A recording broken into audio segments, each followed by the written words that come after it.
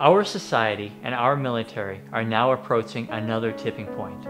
Use, abuse, and overdose of prescription pain medications set new records every year. The result is ruined lives, huge financial costs, and ultimately unnecessary deaths. This does not have to happen. We believe there is a middle ground. The middle ground is built around trust and support. You have to trust your medical team, and your medical team must trust you. You need to be your own advocate. You must be honest. You and your family and your medical team must use the principle of trust but verify. Remember, prescription pain medications are just like your weapon. Used for the intended purpose with the appropriate skill and discipline, it guarantees freedom and safety. Used improperly, it causes death and destruction. While the devastation of drug abuse can be overwhelming, there is still hope. Your medical team will help you with the physical withdrawal and provide you with the support to guide you through recovery. Medications can be prescribed to treat the side effects, but you must seek help. You must find your reason for living. Additionally, our state-of-the-art clinic is specifically designed to offer pain therapies without the potentially devastating side effects of opioids. You have options. Your provider will help you understand them, but you must be your own advocate.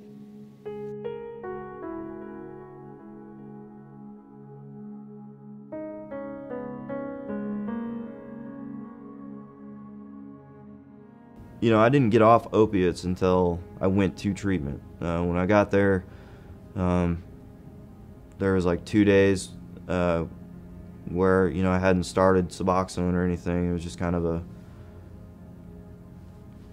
well, it was a suffering period for me, but your whole body is just affected by not taking, or even with weaning off of drugs. So I mean, withdrawal symptoms were horrific. The withdrawals themselves in the beginning, you know, after about 24 hours without it, you know, your whole body is stopped up when you chronically take them. You know, you get constipated, you don't urinate as much, you know, all your body systems slow down. I honestly felt like I was going to die.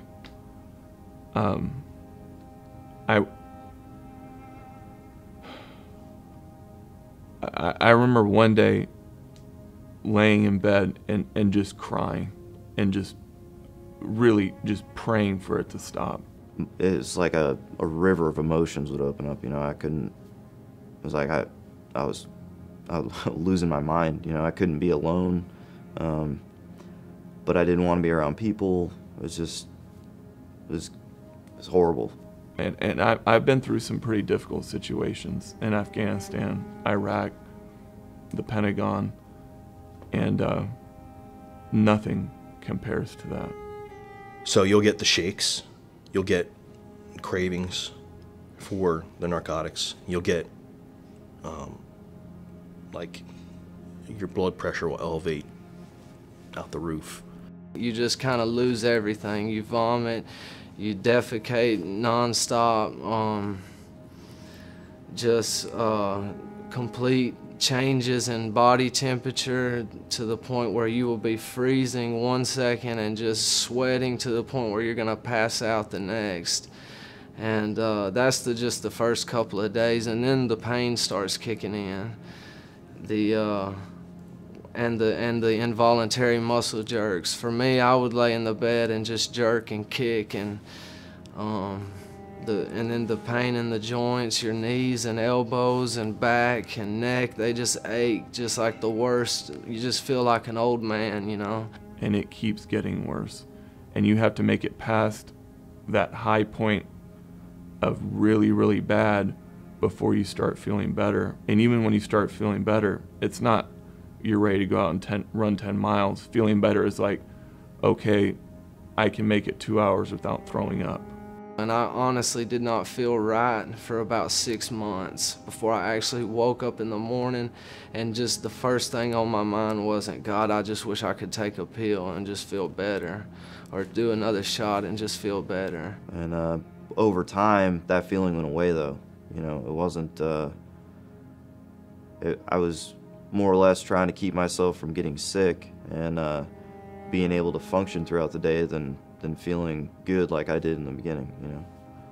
It was really hard to let that go, and it took me several years and a lot of money and a lot of people hurt and relationships ruined, but the only thing that saved me is my children, and I believe that if it hadn't have been for them, you know, I probably wouldn't be talking to you guys right now. What did it for me was my daughter turned 3 last year, no, it was her second birthday, and we had her birthday party at my house, and you know, we have video cameras and people were out taping, and I do not remember anything from that day. And the thing about it is that was the first birthday I was home for, because her first birthday, or Christmas, all those, I was gone. So this was my first chance to be there. And I looked at the video the beginning of last year, and it was scary. It was really scary, and it was disgusting to me. We were opening presents, and my daughter brought one of her presents over and asked me to help her unwrap it. And I was so stoned, I couldn't get the wrapping paper off. And in mid-conversation with,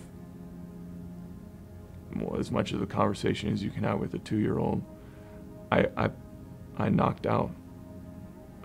My head rolled back and I was done. And I realized that I'm not only destroying myself, but I'm not being the father or husband that I needed to be. And that was really scary.